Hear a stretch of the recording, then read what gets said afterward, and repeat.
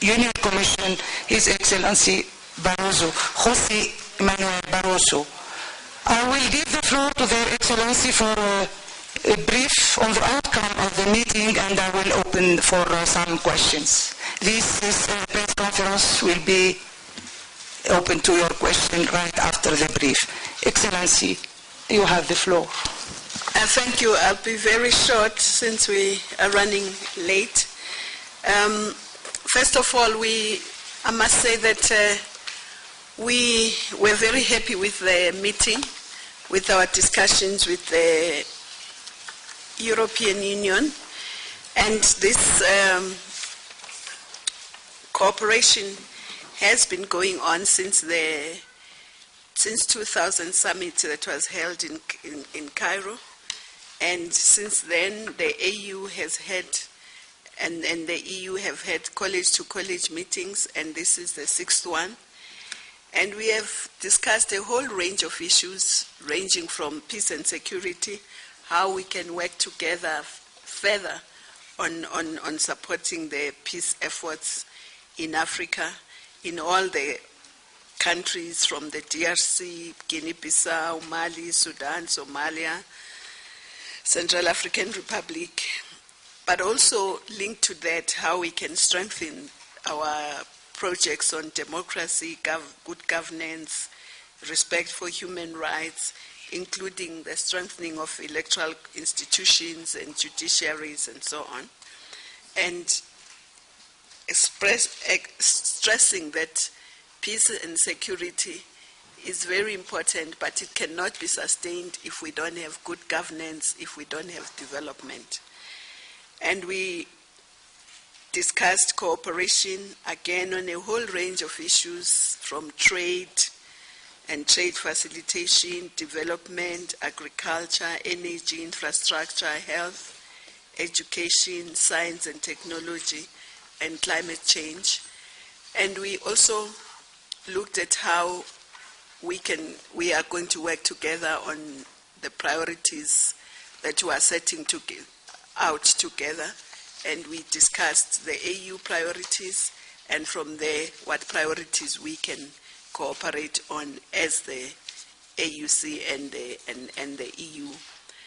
And of course, we also put a lot of emphasis on working together on multilateral and international issues, because we have a lot of common perspectives, and whether it's on climate change, or sustainable development, and a whole range of other issues. So how we're going to cooperate and strategize together before we go to these meetings, so that our voice can be stronger. And of course, this partnership has been based on the principles of mutual respect, friendship, and interest, and also on the belief that this partnership must, in the end, benefit and create a better life for our peoples. And so I would like to then again thank the President of the EU and his delegation for very frank and fruitful discussions that we've had, and I'll give him more time to give more meat since he is visiting. Thank you. Thank you very much. Good morning, ladies and gentlemen. Indeed, we are a little bit late, probably very much late, and I apologize for that. But the reason was the quality, the depth, the richness of our discussions. Very open, constructive discussions on very important topics. I'm really happy with the quality of the conversations we had just today, because I believe this is the value added of this kind of meetings, not just, let's say, traditional diplomatic type meetings, but also a more business-like approach, in the sense that we are trying, of course, building on political goals, we are trying to deepen concrete ways of addressing very important issues, both for Africa and for Europe, regarding namely the issue of growth, of sustainable growth, and of development. So I'm really delighted to be here today for our 6th meeting of the European Commission with the African Union Commission. I had the privilege of launching this process and of co-chairing all of these meetings so far, and I can really tell you that our cooperation is growing in breadth and depth. We have now a network of dialogues and the density of contacts that in fact is much more developed than, let's say, before 2007. We had this summit in Lisbon and we defined a joint strategy, Europe-Africa. And this meeting takes place in a symbolic year for the African Union, the celebration of the 50th anniversary of the continental integration. And the 50th anniversary of the African Union is so important also for this Pan-African vision. We in the European Union also are developing this vision, and we believe that the role of the European Commission on one side and the African Union Commission on the other have, of course, in different contexts, many things in common. Is the idea to put together the resources, the competencies, the capabilities of our member states for a wider perspective. The reality is that throughout these last decades, Africa has been transforming itself for the better. And we are very happy and proud to be partners of Africa in this process. And the African Union has been playing a role in all these matters important for Africa, namely with the efforts to develop a strategic vision for the continent, tackling crises in the short term, designing long-term policies for the political, economic, and social development of Africa. 50 years ago, all this would seem a distant prospect. But as President Mandela has recalled us many times, it all seems impossible until it's done. And now we are doing this. I'm therefore particularly honored that the European Commission has also been part of this process through our consistent and continued support to the African Union Commission, to Africa's integration, and to our bilateral partnership. And these college-to-college meetings are precisely part of our partnership. This meeting that is now concluded on its plenary form will continue throughout the day. And we are now having in mind particularly the 4th Africa Youth Summit that we'll host in Brussels in April next year. We have set in motion a process of reviewing and refreshing the joint Africa Youth Strategy in order to make it more efficient. Our truly remarkable cooperation has been materializing in a number of areas. First and foremost, peace and security, where together we have been addressing challenges, for instance, in Mali and the wider Sahel region, Democratic Republic of Congo, in Somalia, the Horn of Africa, in the 2 Sudans, and in Guinea-Bissau.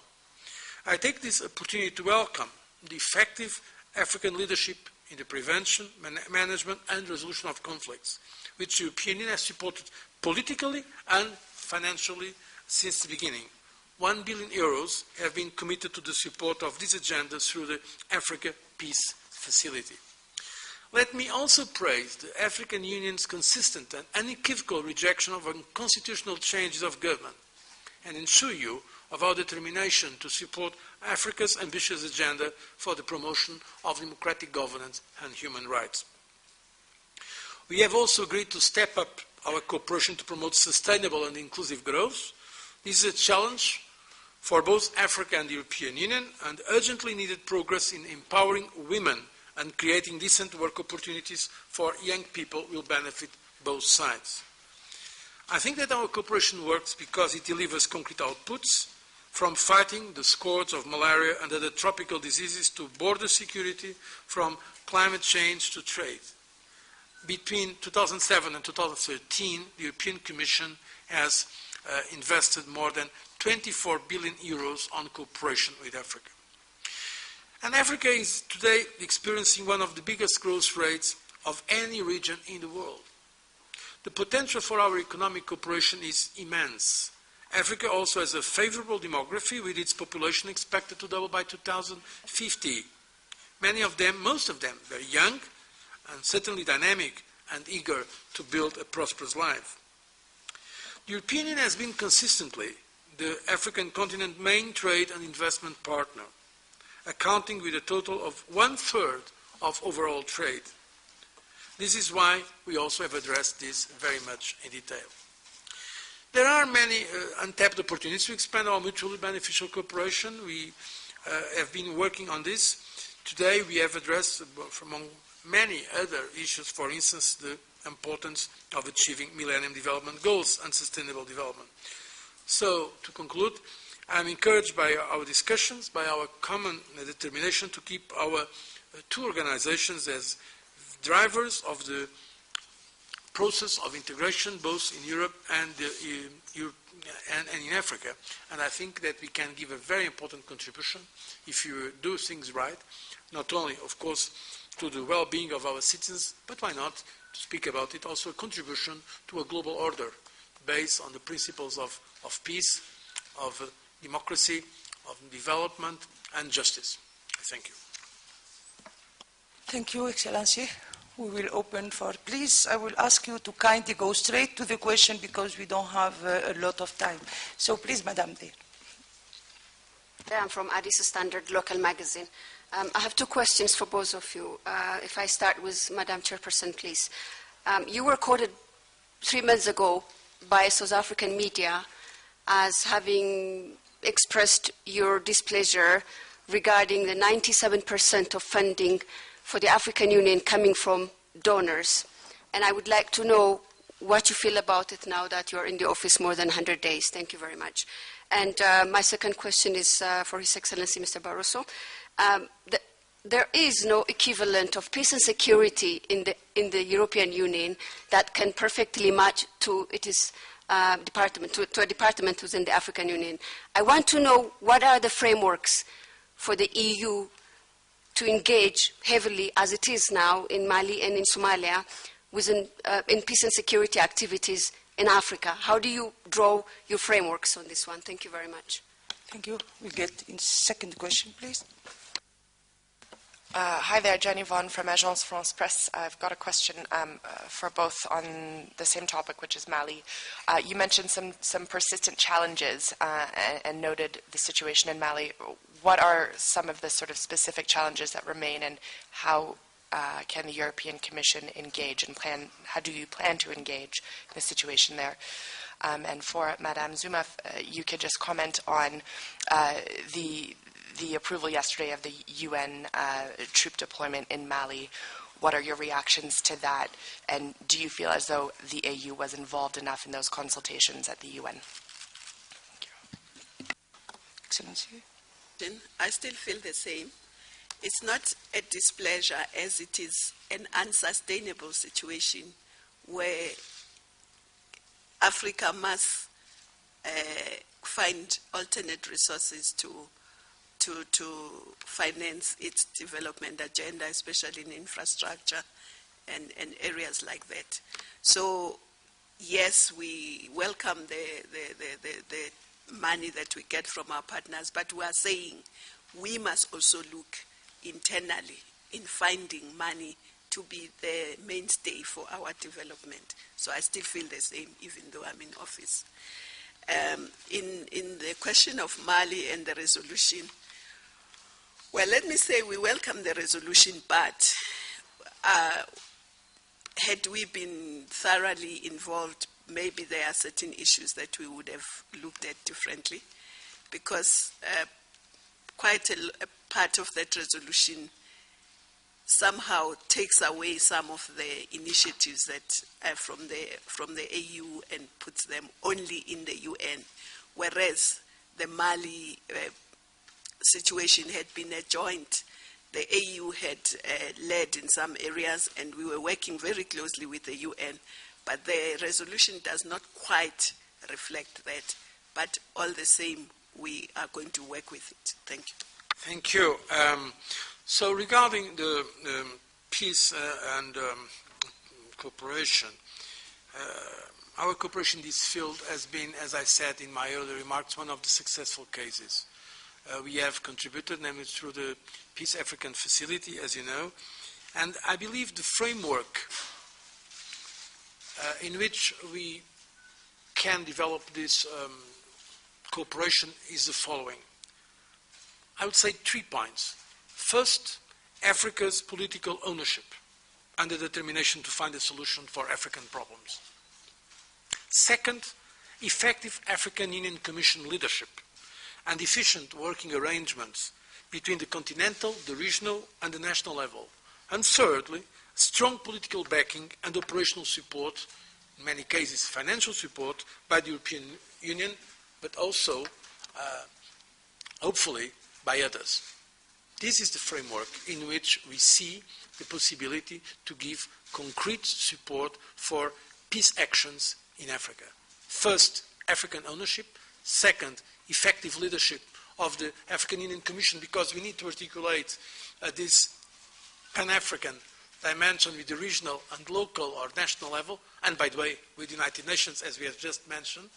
And, of course, thirdly, we are ready to support it, but we'd like also others to come and support also from a financial point of view. Regarding Mali and the broader situation in Sahel, I'm not going now in details. You know, we have discussed this during the meeting, but to respond concretely to our question, we believe it's important the swift implementation of the roadmap for the transition, because only a fully legitimate government will be in a position to take responsibility for a genuine national inclusive dialogue while ensuring the definitive control over the armed forces. We have been working, and we are supporting AFISMA with a contribution of 50 million euros from the African Peace Facility. And on the security side, the European Union Training Mission, UTM, started military training on the 2nd of April.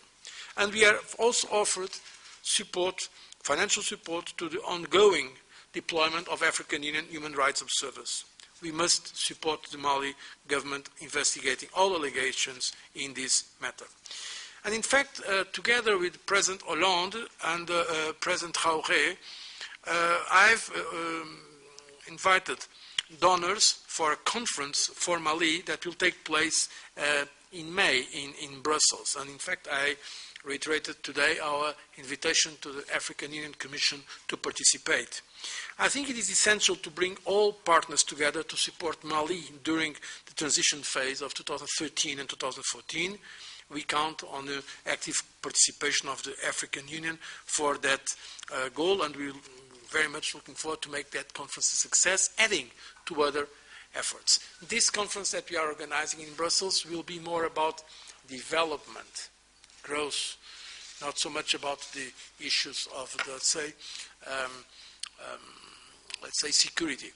But we believe, and I said this to the authorities in Mali as well, we believe that we have to think about 2 tracks. One is the security track, but also the political and economic track internally. These are the efforts that we need to support the efforts of Mali for stability and peace, and of course the efforts of all the Africans, because it's critically important for stability in the Sahel at large, and I think also in the interest of both of our regions. If I may, I know that we are short of time, but I don't come so often to Addis Ababa, even if these times I'm coming more often than before.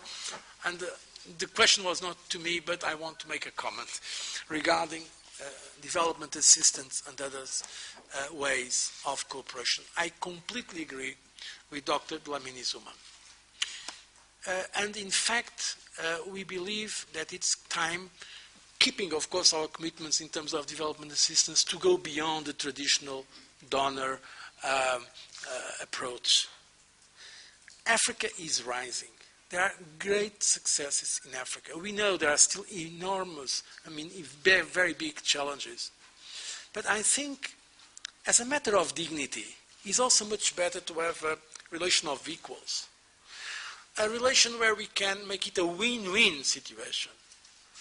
That's why, for instance, today when we discussed the next European Union, African Union Summit in Brussels next year, we have decided to give it also a perspective of engaging broadly with business community to see business opportunities, the private sector, what we can do together. And there are many complementarities between Africa and the European Union.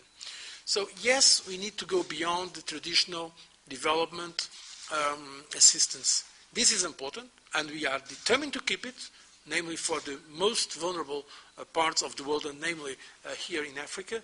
But we have to go beyond that, not only as a matter of more equitable relationship, but also as a way of getting the sustainability efforts, because we need to have the support also at European level of our efforts. So I really agree that our relationship is very well beyond the development assistance.